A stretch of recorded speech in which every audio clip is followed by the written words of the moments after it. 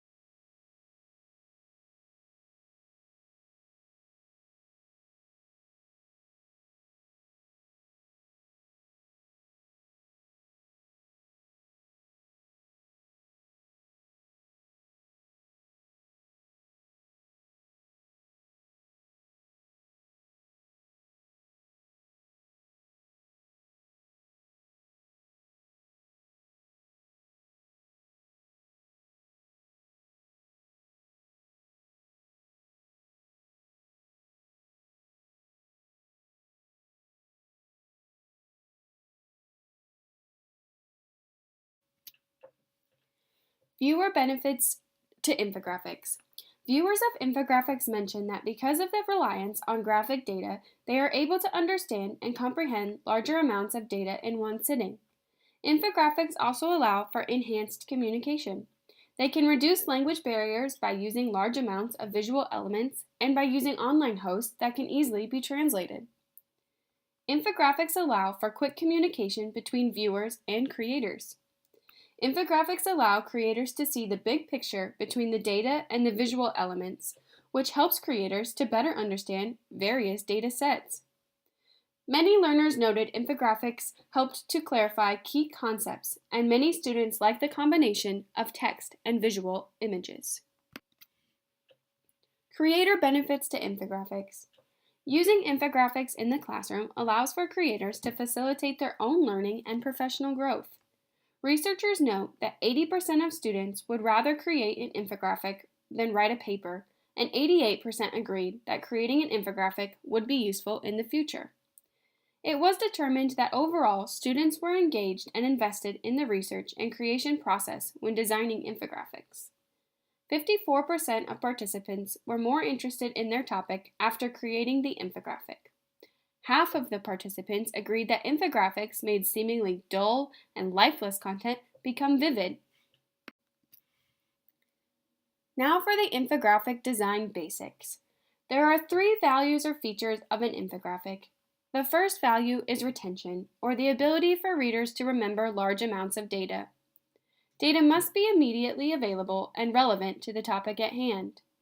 All visuals and text must be coherent and make sense for the topics provided. The second value of infographics is comprehension. Infographics must include research data in order to be complete. Data and visuals must resonate with the audience. If it is not important to the viewer, they won't be invested. The third and final value of infographic design is appeal. Infographics must include relevant and interesting graphics. The most valuable infographics are able to change and adjust to the viewer's needs and expectations. Now let's review the do's and don'ts of some infographic creation. When you are creating infographics, do include important information. You want to make sure your viewer can easily access all information deemed essential by the creator. Do have engaging titles. Titles should be engaging and interesting in order to capture the attention of the viewer and to preview important concepts. Do have good flow. It is important for infographics to seamlessly flow from one topic to the next. The design is an open design.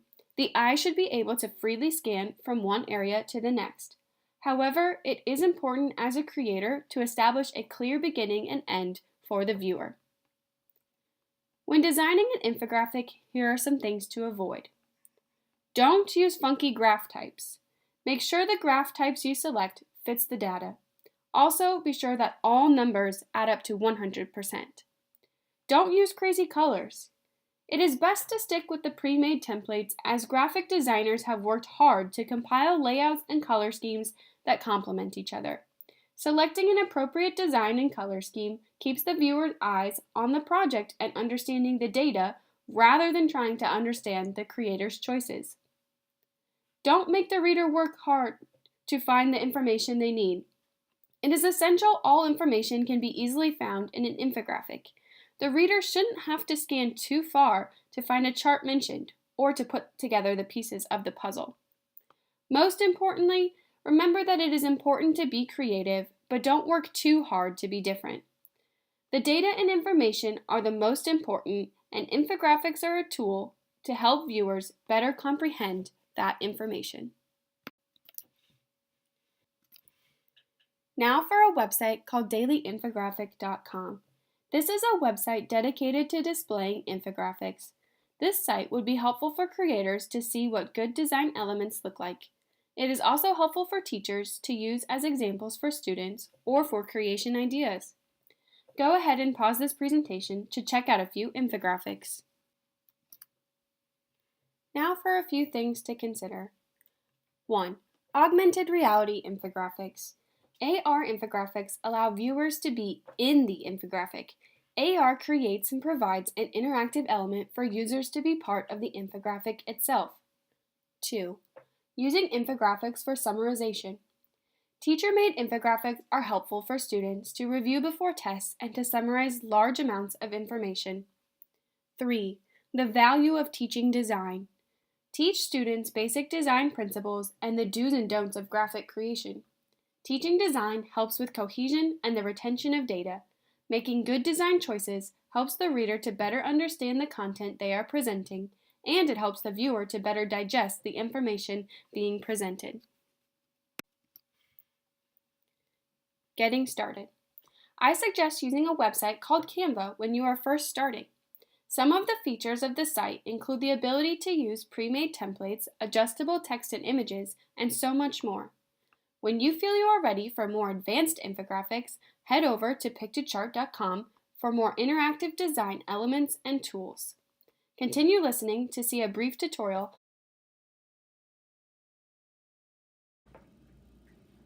All right, I'm going to give you a little brief tutorial on a site called canva.com. Canva is really great for making infographics. So the first thing you're going to do is go to canva.com. You'll create a login. You can use Google or you can just sign up for an account. It will bring you to this page, which is your home page. You'll click in the upper left-hand corner where it says Infographic. And it will open a new tab with your blank document. At the bottom right-hand corner, you will see a button that will allow you to zoom in if you want to see your infographic up close. On the left-hand side, you can scroll through and you'll see a variety of layouts, and you kind of just want to think about what the data is that you are trying to represent and what is the best format for that data. So I'm just going to go ahead and click on any of these just to give you an idea and show you kind of what Canva has to offer. So once you select your layout, you are able to change anything in the background, anything with color, with text. So with text, you can change the font, you can change the size, the color, you're able to make it bold, italics, change the centered or left aligned. You are able to change the spacing as well. Things you can add photos, you can add grids, there's frames, there's some shapes, illustrations, icons, charts, and then some stickers. I'm just going to choose to show you 2 or 3 of the features that I think are the most common. The first one is photos. You're able to insert any of the free photos. There's over 1 million images, and what's nice about the free photos is they're already licensed for free commercial use, so you're able to modify them and use them in any of your projects without having to cite your source. Shapes is a really great tool. You can use it to add emphasis to your infographic. As you can see here, they used shapes to help create these little raindrops or this little water droplet section here. Another interesting feature on Canva is the charts. They have all kinds of charts like bar graphs, pie graphs, line graphs, etc. You can also include tables, and all of the charts are able to be edited for color as well as for numerical value. Icons is a great section that users often go to when they need to insert things visually, but they don't want to use an actual photo. It's kind of like a clip art section, if you will. Another thing about Canva is the text features. You can add like stickers and you can adjust them and change them as you want, or you can just simply add another text box. Up here, you just click on it and it adds it right into your infographic. If you don't like it, you just click on that and then you click the delete button. You can also change things like your background. It will give you colors already in the palette, and then it will also give you other options as well as textured options back here. The uploads feature is nice if you're creating an original project. As you can see here, I was working on a cookie recipe, so I had to insert and upload some photos from my recipe so that I could make my cookie infographic. A nice feature for students and teachers is the share feature. This is new to Canva. This allows users in Canva to edit the same infographic. All you need is their email address, and then you select if you want to give them editing rights or viewing rights. If you look at the social tab, you can upload it to Twitter or Facebook. The embed link is really awesome. If you make your design public, you are able to embed that right into WordPress or a website. So if you're running a blog or you have a classroom website, you can embed your infographic directly into the site itself. If you're looking to download or print, all you need to do is click the download button, and you can select from JPEG or PDF and some other features as well, and then you just click the download button. Well, that was a really quick and simple tutorial of Canva. Now that you've sort of seen a brief introduction to Canva, I hope you get out there and start creating infographics of your own.